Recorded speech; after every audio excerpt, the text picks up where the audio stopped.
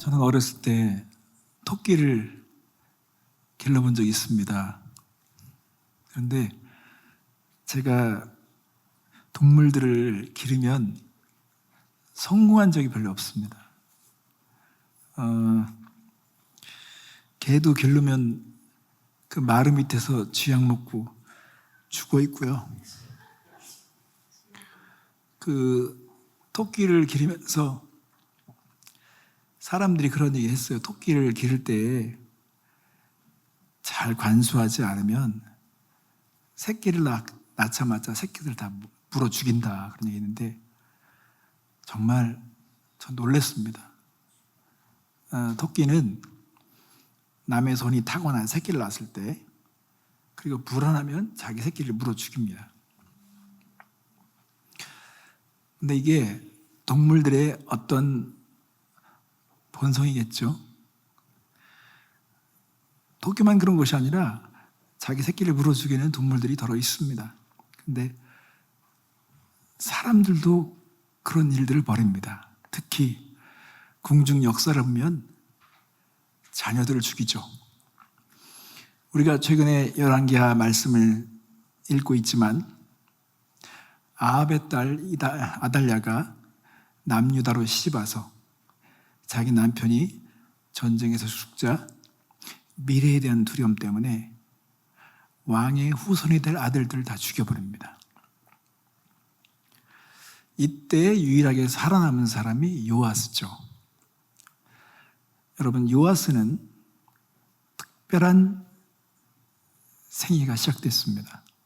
저는 오늘 그래서 먼저 요아스가 받은 은혜와 축복에 대해서 몇 가지로 설명드리겠습니다. 요아스는 기적적인 구원을 경험한 사람입니다. 열왕기하 11장 2절 말씀에 보면요, 요람 왕의 딸 아하샤의 누이 여호세바가 아하샤의 아들 요아스를 왕자들이 죽임을 당하는 중에서 빼내어 그와 그의 유모를 침실에 숨겨 아달랴를 피하여 죽임을 당하지 아니하게 한지라. 아달랴는 자기 어머니를 닮아서 사악한 여자였습니다. 유다를 우상 숭배하는 나라로 물들였어요. 그리고 자기의 미래가 불안하니까 유다의 역사에 자기와 적이 될 수 있는 그런 가능성을 보이는 자녀들을 다 죽여버렸습니다. 그런데 하나님은 항상 기가 막히시죠. 바로가 그 이스라엘 남자아이를 다 죽이는 그런 환경에서도요, 하나님은요, 바로의 궁정에 모세를 키우시는 거예요. 하나님 놀랍습니다. 솜씨가. 이 당시에 경건한 부부가 있었습니다. 그게 바로 여호야다와 여호세바였습니다. 이 부부는요, 그 두려운 상황에서도요, 한 아이를 보호합니다. 아달랴가 관심이 없는 성전에 숨겨두고 6년간 그를 양육합니다. 그러니까는 원래 요아스는 죽은 목숨이었습니다. 근데 요아스는 극적으로 살아난 거예요. 또한 요아스가 가지고 있는 특권이 있어요. 요아스는요, 유다 역사의 왕들 가운데 최연소 왕이 된 사람이에요. 7살의 왕이 됐습니다. 근데 7살의 왕을 세운다는 것도요, 이건 대단한 결심입니다. 이 당시에 여호야다가 7살짜리 아이를 왕으로 세운다. 이거는 믿음이 있어야 되는 것입니다. 그리고 하나님께서 이 일을 확실하게 후원하시고 그리고 인정해 준다는 믿음이 있어야 가능한 것입니다. 또 한 가지 요아스가 가지고 있는 특별한 은혜는요, 그가 40년 동안 통치를 했어요. 40년이라는 기간 동안 통치를 했어요. 어떤 사람은 일주일 만에 끝나는 왕이 있어요. 그런데 40년간 통치를 했습니다. 그리고 40년간 통치하는 동안에 하나님께서는 그에게 경건한 멘토를 붙여주셨습니다. 여러분, 우리는 요아스를 보면서 우리 자신을 한번 봐야 됩니다. 요아스가 그렇게 특별한 기적과 구원을 경험하면서 또 경건한 멘토와 함께 그가 신앙적으로 양육할 수 있는 그런 배경을 허락받았다. 이건 특권과 은혜죠. 그런데 성경은 특이한 기록을 가지고 있습니다. 자, 열왕기하 12장 1절 말씀 보겠습니다. 예후의 제7년에 요아스가 왕이 되어 예루살렘에서 40년간 통치하니라. 그의 어머니 이름은 시비아라 부엘세바 사람이더라. 이렇게 어떤 어머니의 이름까지 명시하고 있는 것은요, 그가 어떤 영향을 받을 것인지를 다 내다보는 것입니다. 오늘 제가 여러분에게 말씀드리려고 한 것은요, 요아스가 이렇게 출발 자체는 정말 은혜 가운데 기적적인 것을 그가 가지고 유일한 어떤 생존자로서 출발을 했지만 그는 마지막에 피살되는 결말을 갖게 됩니다. 자, 왜 그럴까요? 우리는 그래서 얕은 믿음에 대해서 우리가 보려고 합니다. 요아스는 얕은 믿음의 상징적인 인물입니다. 얕은 믿음을 가진 사람들은 신앙생활을 하면서 교훈을 받는 동안만 그 신앙을 유지합니다. 12장 2절 말씀에 요아스는 제사장 여호야다가 그를 교훈하는 모든 날 동안에는 여호와 보시기에 정직히 행하였으되, 이 전제를 하고 있습니다. 여호야다가 요아스를 어려서부터 신앙적으로 양육을 했는데 여호야다가 교훈을 받는 그 동안에는 여호와 보시기에 정직히 행했다는 것입니다. 아마 요아스는 여호야다를 많이 의존했을 것입니다. 자기가 눈을 떠보니까 왕이에요. 자기는 왕이에요.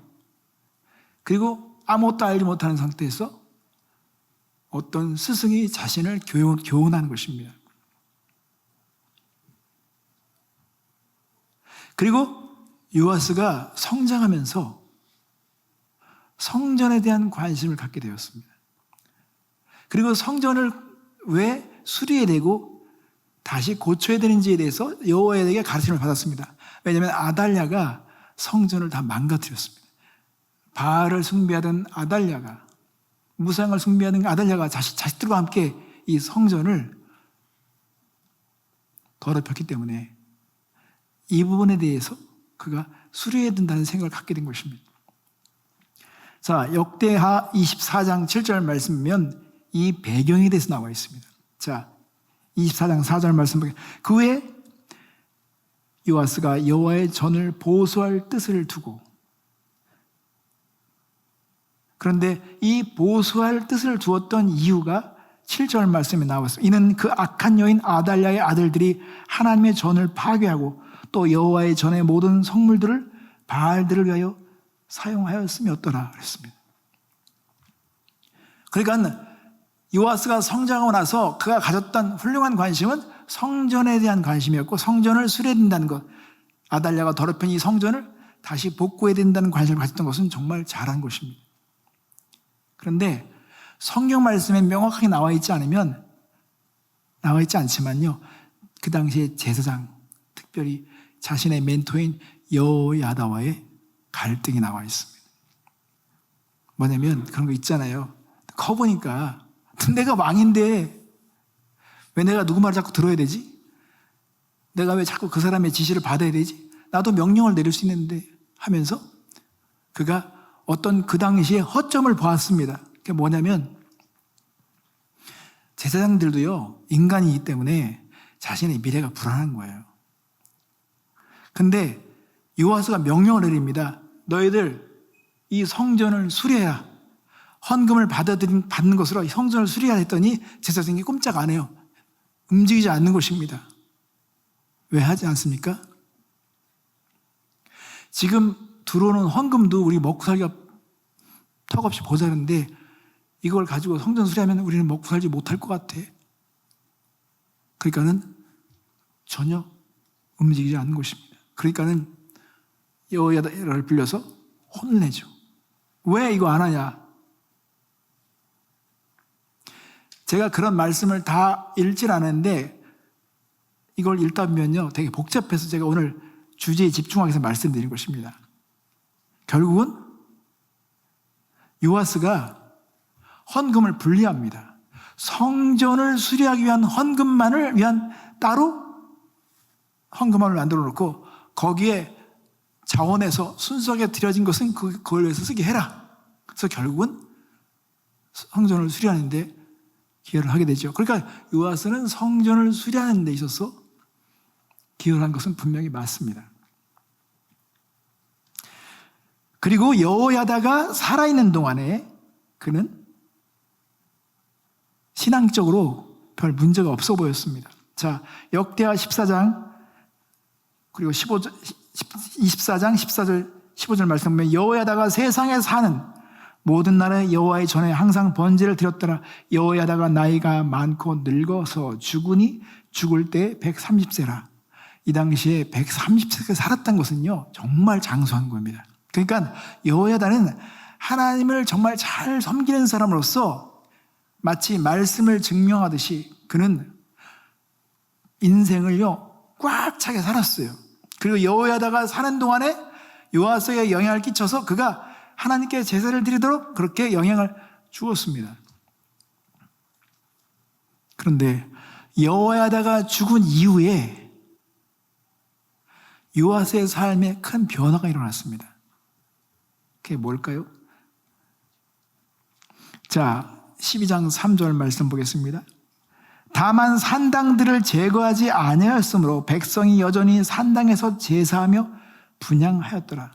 우리가 열왕기 상하에 있는 말씀을 보면요 남유다와 북이스라엘의 왕들의 역사를 막 서로 뒤바꾸면서 순서를 뒤바꾸며 이렇게 왔다 갔다 해요. 그렇기 때문에 헷갈릴 수가 있어요. 그리고 어떤 것을 진술할 때 그 진술이 이어졌기 때문에 한 번으로 이해될 수 있지만요 이것은 그가 여호야다가 살아있는 동안에는 정직히 행하였으되 라는 것을 전제하거든요. 그렇지만 나중에 그가 삶에서 지금 크게 실수하기 시작한 부분을 얘기하는 것입니다.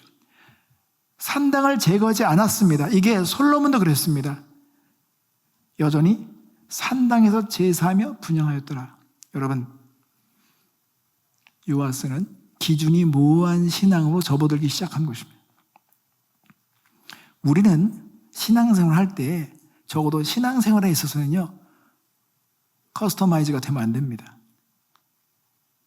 내 입맛에 맞도록 조정된 신앙생활을 하면 안 되는데 요아스는 자기 스승이 떠나자마자 서서히 변질되기 시작했습니다. 그리고 사람들의 의견을 따라가기 시작했습니다.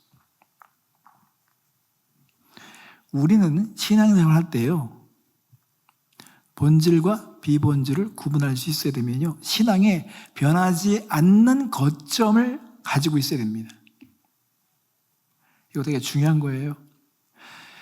왜 우리는 주일날 이렇게 모이는 걸까요?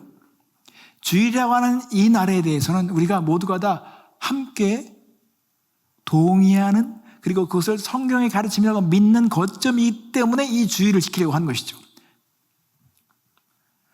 부모가 안전벨트 매는 것에 대한 확신과 함께 부부가 실천하면서 거점을 딱 마련하니까 자녀들은 토를 안 달아요. 그냥 차 타면 자기들도 안전벨트를 매죠. 그것처럼 부모는 자녀들에게 신앙의 거점을 확신시켜줘야 합니다. 이렇게 믿어도 되고 저렇게 믿어도 돼? 여러분 그거는 위험한 것입니다. 그냥 내 입맛에 맞는 신앙으로 커스터마 되어 있다. 그러면 그건 자녀들을요 망치는 것입니다. 자녀들은 항상 무엇이 중요한가? 부모가 무엇을 그렇게 중요하게 여기는가? 이걸 계속 워치하거든요. 그렇기 때문에 신앙에 대한 분명한 거점을 가져야 되는데 요아스는 점점 그 기준이 무너지기 시작했습니다. 그런 얘기가 있어요. 어떤 주일학교 선생님이 학생들이 이렇게 오는데 어떤 애가 하나도 안 씻고 막 와, 집에 와, 아니, 교회 와, 예배 드리러 와. 그러니까는 이 아이를 바라보는 두 가지 관점이 있는 것입니다. 부모가 제 사랑 안 하나 보다, 관심도 안 주나 보다라고 보는 관점이 있고요. 어떤 선생님은 부모가 쟤를 사랑할 거야. 그래서 엄마가 씻는 걸 안 좋아해서 해. 이 말이 맞을까요? 틀릴까요? 사랑하면 씻기겠죠. 우린 이걸 압니다. 그것처럼 하나님을 사랑하고 하나님을 정말 예배하고자 하는 사람들은 누구나 다 인정할 수밖에 없는 그런 신앙에 변함이 없는 거점이 있어야 됩니다. 이것은 너무너무 중요한 것입니다. 그래서 우리가 신앙생활 하면서요, 헷갈릴 때가 있어요. 이게 정말 맞는 건가 안 맞는 건가. 그럴 때 여러분 몇 가지 질문하는 것이 있어야 됩니다. 그 질문에 내가 자신 있게 대답할 수 있어야 됩니다. 그게 뭘까요? 첫 번째는 우리는요, 이게 하나님께서 명하신 것인가 명하지 않은 것인지를 생각해 봐야 되고요. 두 번째는 내가 이렇게 했을 때 내가 하나님을 사랑하고 예배하는데 방해가 되는가 방해가 되지 않는가. 그리고 이 행위가 나를 점점 노예처럼 만들고 중독자로 만드는 것인가, 아니면 이것이 나에게 최선의 유익을 주는 것인가, 아니면 내가 다른 사람에게 이것이 유익을 줄 수 있는 행동인가. 이거를 항상 질문할 수 있어야 됩니다. 만약에 거기에 대해서 자신 있는 답이 나오지 않는다, 그러면 우리는 그 행동 자체를 고려해 봐야 하는 것입니다. 하나님께서 명하셨고 내가 그걸 했을 때 내가 성령 충만하지 않고 내가 그걸 했을 때 다른 사람들에게도 시험이 들거나 내가 그렇게 했을 때 내가 하나님께 나가는 데 있어서 뭔가 꺼름칙하다, 그러면 그것은 중단해야 하는 것입니다. 그럼에도 그렇게 한다? 그러면 그것은 그 신앙 자체가 커스터머된 거예요. 내가 내 입맛에 맞도록 하는 것입니다. 그런데 그것은 내가 그걸 지속하잖아요? 그러면 그것이 우리 자녀에게 독이 될 수밖에 없습니다. 부모가 자녀를 사랑하기 위해서는요, 흔들림이 없는 가치를 보여줘야 하는 것입니다. 자, 이 당시에 산당이 존재했던 것, 그러니까 그 시대의 사람들은요, 자기가 원하는 대로 마치 사사시에 자기가 소견대로 하나님을 믿듯이 자기가 원하는 방식으로 예배드렸어요. 그러니까 이번에 코로나 딱 닥치면서 우리는요, 우리가 본래 가지고 있던 생각이 드러난 겁니다. 없었던 게 생긴 게 아니라 우리가 본래 가지고 있던 본성과 가지고 있던 생각들이 코로나 닥치면서 겉으로 드러나는 것처럼, 여러분, 얕은 믿음은 위기 때, 어떤 삶에 큰 어려움이 닥쳤을 때 그 얕은 믿음은 결국은 생명력을 갖기 어렵습니다. 예수님께서는 마태복음 13장 20절 22절 말씀에 씨 뿌린 비유를 들면서 이렇게 말씀하셨습니다. 돌밭에 뿌려졌다는 것은 말씀을 듣고 즉시 기쁨으로 받되 그 속에 뿌리가 없어 잠시 견디다가 말씀으로 말미암아 환난이나 박해가 일어날 때 곧 넘어지는 자요. 말씀이 뿌려졌어요.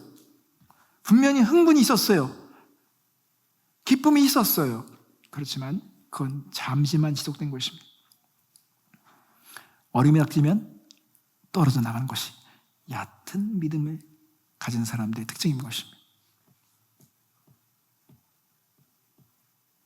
그래서 우리는 하나님께서 우리를 구원하시고 특별한 은혜와 보호를 주시면서 좋은 멘토들을 주셨을 때, 이때 우리가 해야 할 일은 교훈에만 의존하는 것이 아니라 내가 이 상황에서 누구도 의지하지 않고 내 스스로 서서 하나님과의 관계를 지속할 수 있는 신앙의 뿌리를 내리고 독자적인 그런 믿음을 갖도록 우리가 만들어내야 하는 것입니다. 믿음을 빌드업 시켜야 되는 것입니다. 만약에 남편을 의존하는 신앙이다, 그럼 남편이 갑자기 세상을 떠나잖아요? 그럼 와이프의 믿음이 불안한 상태에 가는 것입니다. 그 믿음이 의존적인 거예요. 내 남편이 믿음이 좋으니까 나도 그냥 같이 기대서 가는 것이지만 그 남편이 사라짐과 동시에 내 믿음은 흔들리는 것입니다. 거꾸로 말하면 마찬가지입니다. 마찬가지예요. 아내가 아무리 믿음이 좋아도 그건 남편의 믿음이 아니죠. 우리는 대리 신앙을 가져는 안 됩니다. 여호야다는 지금 요아스에게 그런 존재였습니다. 요아스는 여호야다가 사라짐과 동시에 그는 신앙이 흔들렸고 기준이 무너졌고 이제는 우상들을 섬기는 그런 사람으로 변하기 시작한 것입니다. 그래서 카리스마적인 지도자 우리에게 유익을 줄 수 있지만 그 지도자는 우리에게 자극을 주고 일정 기간 우리에게 교훈을 줄 수 있지만 그러나 그 사람이 우리의 신앙을 계속 끌고 가기 위해서 해서는 안 되는 것입니다. 그 지도자가 어떤 문제가 생기거나 스캔들이 걸거나 넘어졌을 때 우리 신앙도요 같이 위기에 빠질 수밖에 없는 것입니다.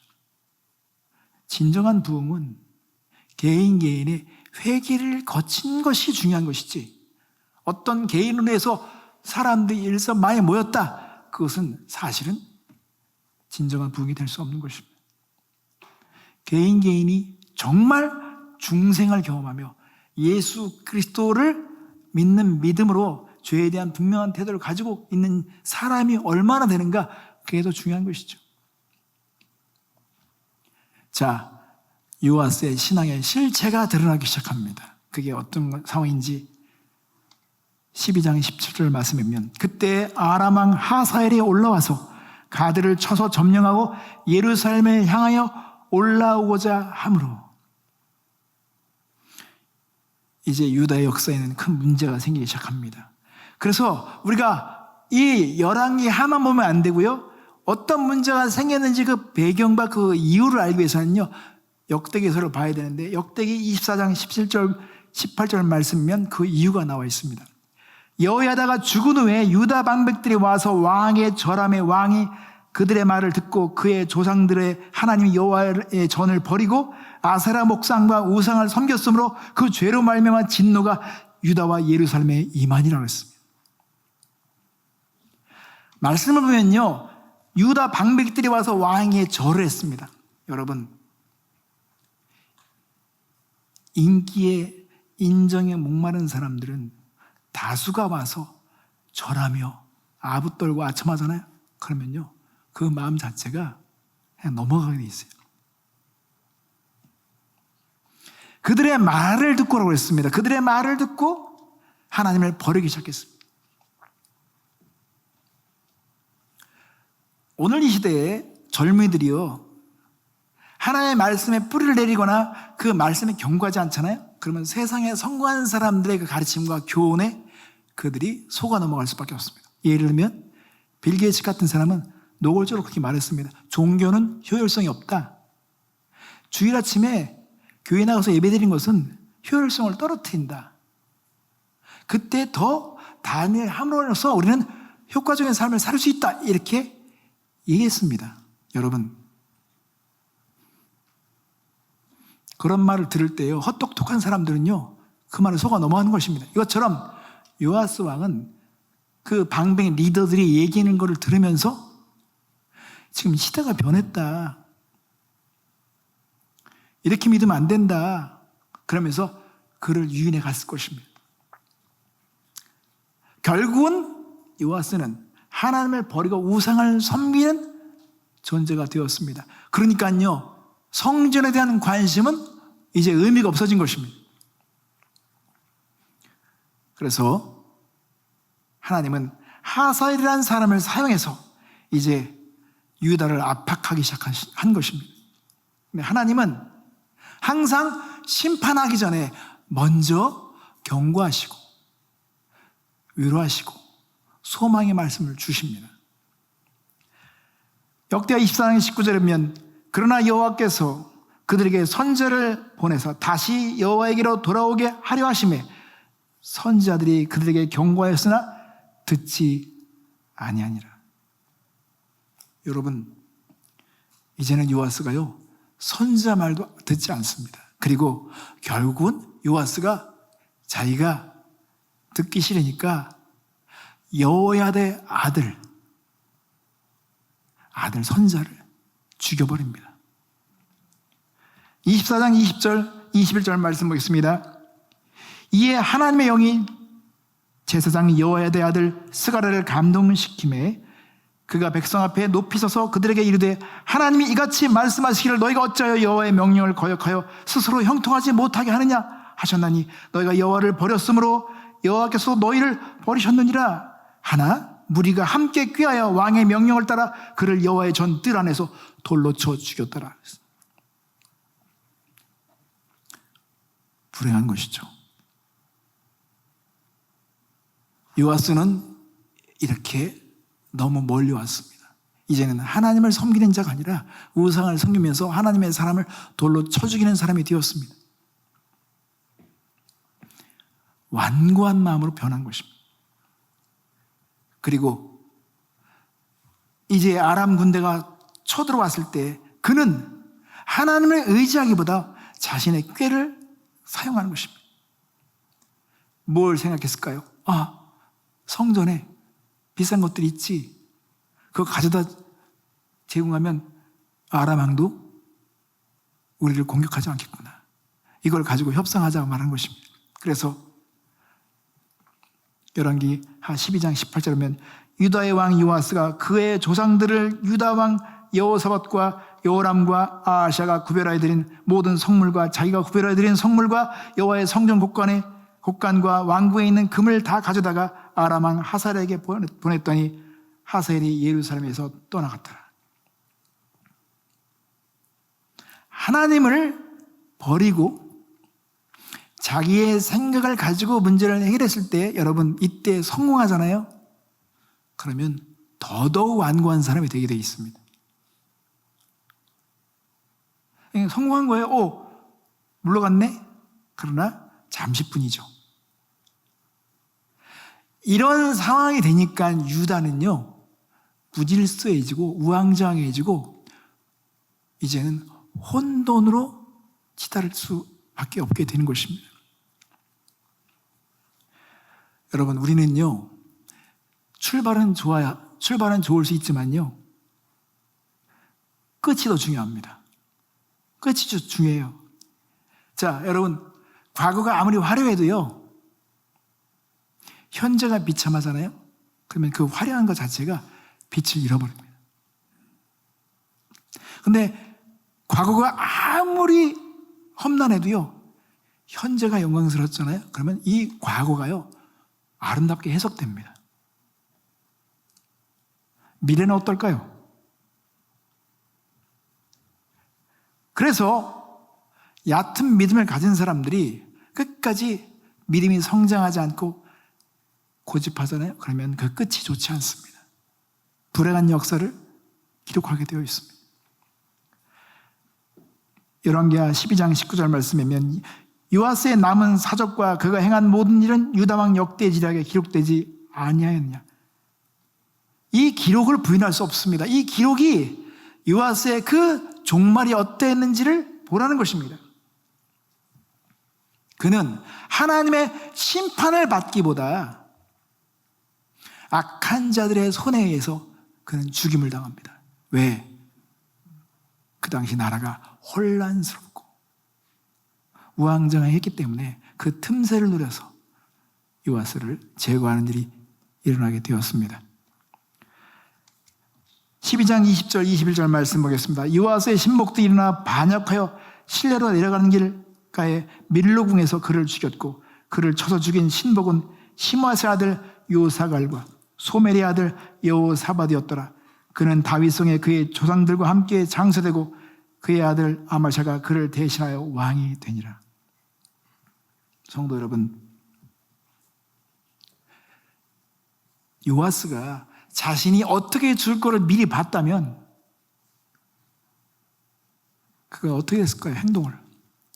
그가 극적으로 구출되는 그 장면, 7살의 왕이 되는 그 상황들은 정말 신비스럽고 놀라운 은혜의 순간들이었습니다. 그러나 그것이 미래의 자신이 그렇게 비참하게 죽고 마지막에 불행한 결말을 맞을 거를 상상하나 했겠습니까? 얕은 믿음은 우리에게 이런 결말을 가져다 준다는 것입니다. 성도 여러분, 시작은 좋아야 하겠죠. 좋으면 더 좋죠. 그러나 끝은 더더욱 좋아야 합니다. 저는 시작은 좋았지만 끝이 불행하게 끝난 지도자들을 알고 있습니다. 저도 이게 두렵습니다. 지도자는 과거에 어떤 과거의 업적도 있다 할지라도 미래는 아무도 알 수 없는 것입니다. 그래서 사도 바울은 우리에게 권면합니다.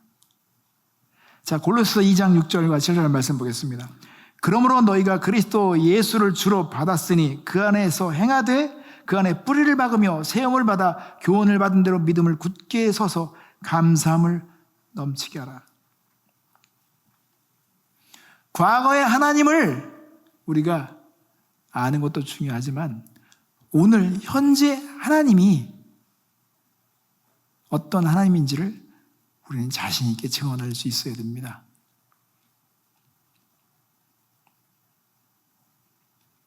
그래서 요아스가 보여준 것은 교훈에만 의존하는 것. 그래서 오늘 예배 드릴 때 훌륭한 교훈이 나오면 믿음이 있는 것 같으면 우리는 착각할 수 있어요.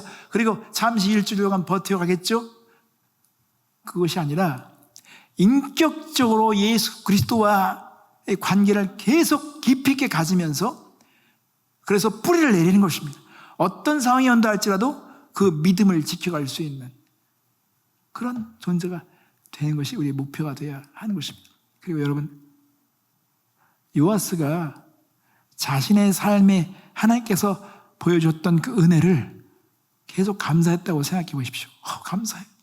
난 죽었었던 건데 살았어. 하나님이 내가 무엇인데 이렇게까지 나를 보살펴 주시지. 또 좋은 멘트를 붙여주시지. 그래, 잘 가보자. 이 유다 역사에 나는 다윗 이후에 정말 기억될 만한 역사를 만들어보자. 이런 마음을 가졌으면 얼마나 좋겠습니까? 다윗이 그랬어요. 내가 뭔데 하나님 나를 기억해 주십니까? 계속 이렇게 고백을 하는 사람들은요, 그래도 가능성이 있죠. 그렇죠? 나도 왕인데 나도 좀 소리 쳐봐야지. 내가 누구 말을 왜 들어? 이렇게 되면요, 이상한 두려움에 빠집니다. 아무리 당당한 왕이라 할지라도 사람 눈치 봐야 되거든요.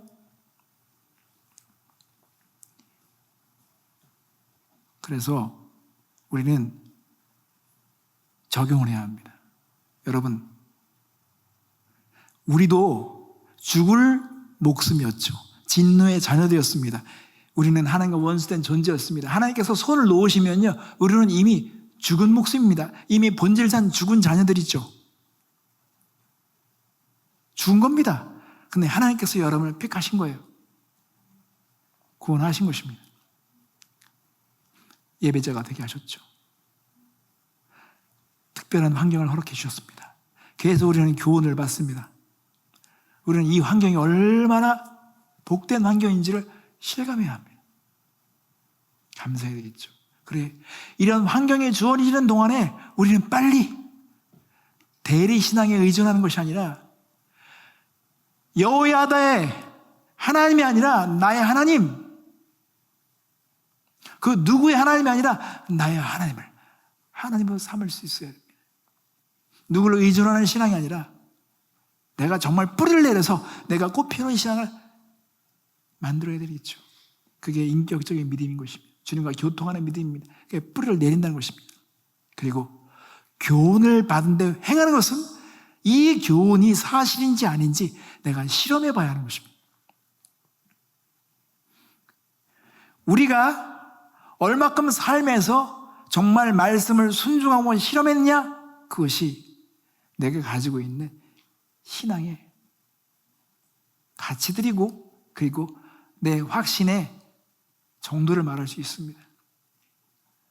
왜 우리가 하나님의 말씀을 자꾸 연구하고 묵상해야 할까요?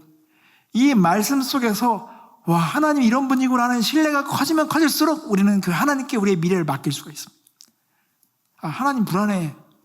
이 정도밖에 안 되네? 라고 하면 하나님께 어떻게 맡길 수 있겠습니까? 생각해보니까 하나님이 정말 위대하시구나. 말씀하시면 다 하시는구나. 책임지시는구나. 역사를 다 조절하시는구나. 이렇게 믿으면 우리는 담대할 수 있는 것입니다.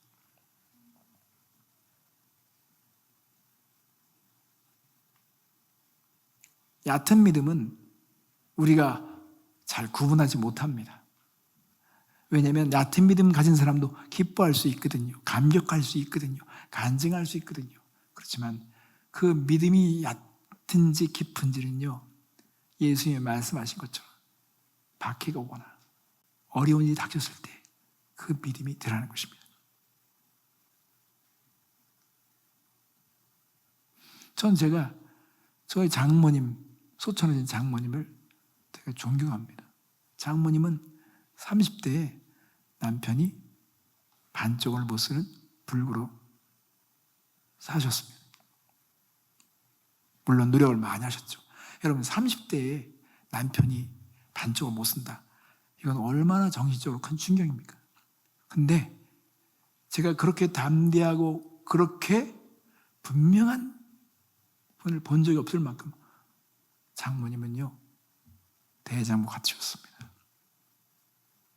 웬만한 일에 놀라지 않습니다. 우리는 그래야 합니다.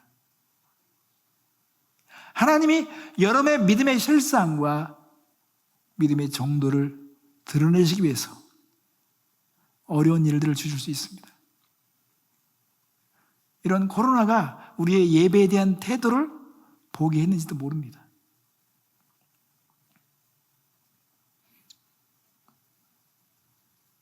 우리 IM교회 성도님들은 특히 부모된 자로서는 우리 자녀들에게 신앙의 분명한 거점을 보게 해줘야 합니다. 그냥 자기가 믿고 싶은 대로 믿게 해서는 안 됩니다. 그리고 우리는 더 기준을 높여야 합니다. 그냥 명매에 의지하는 신앙이 아니라, 여러분, 믿는 것 같다가 안 믿는 것 같다, 믿는 것 같다, 안 믿는 것 같다, 그건 안 믿는 거죠. 그냥 안 믿는 거예요. 왜냐하면 결론이 뻔합니다. 믿을 거라면 확실히 믿고, 분명히 믿고, 깊이 있게 뿌리를 내려야만이 자녀들에게 전수될 수 있습니다.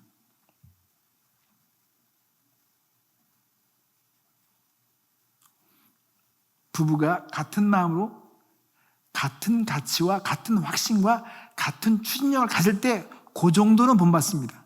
그러나 부부가 서로 색깔이 다르거나 주장이 다르거나 가치가 다르잖아요. 그러면 절대 그것은 물려줄 수가 없습니다. 왜냐하면 자녀들은 유보하게 되어 있습니다. 먼저 두 분이 합의를 한 걸 우리한테 유고하라고 말할 것입니다. 두 분이 진짜 그것을 가치 있게 믿고 확신하며 지킨다, 그러면 내가 한번 따라가 볼 수 있어 라고 하겠죠.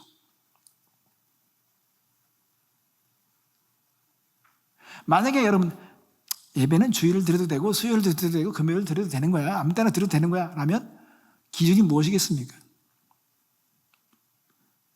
그러면 그 신앙 자체는 연기처럼 날아가 버리게 돼 있어요. 우리는 그 실체를 볼 수 있게 해야 됩니다.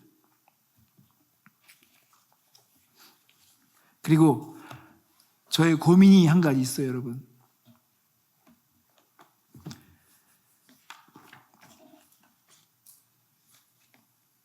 우리는요, 점점 신앙 자체가 위협을 받는 세상으로 치닫게 될 것입니다. 한 번도 경험해보지 못한 코로나를 겪었죠? 여러분, 이거는 그냥 이제 전조 증세입니다. 우리가 상상하지 못한 유혹과 상상하지 못한 박해와 어려운 현실들이 닥쳐올 것입니다. 그리고 우리의 신앙을 이제 난도질할 것입니다. 그리고 우리가 믿는 이 믿음이 마치 어리석은 것 같은 그런 세계관을 가지고 공격해 올 것입니다. 사람들은 밥 먹듯이 하나님을 배신하게 될지도 모릅니다. 여러분, 지금부터 훈련해야 합니다. 지금부터 우리가 신앙의 거점을 마련하고 철저하게 신앙생활하고 예배드리는 것을 실천하지 않으면 우리는요, 얕은 믿음으로 우리의 믿음이 머물지 모르겠습니다. 그래서 더더욱 우리는 인격적으로 주님을 알아갈 수 있도록 목표해야 하겠습니다. 그리고 순종하면서 실험한 것을 가지고 말할 수 있는 실제적인 믿음을 우리가 갖게 되기를 원합니다. 그게 우리 자녀들을 사랑하는 길입니다. 아, 믿음이라고 하는 것은 추상적인 이론이 아니구나, 생명이구나, 교제구나, 실체구나, 이게 정말 밥 먹듯이 양식과도 같은 거구나 할 수 있는 것을 보게 하는 것, 이게 그들을 사랑하는 것이고 축복하는 길인 것입니다. 그래서 모순된 거, 위선적인 거 다 태워버려야 합니다. 분명한 것을 가지고 우리가 갔으면 좋겠습니다. 함께 기도하겠습니다.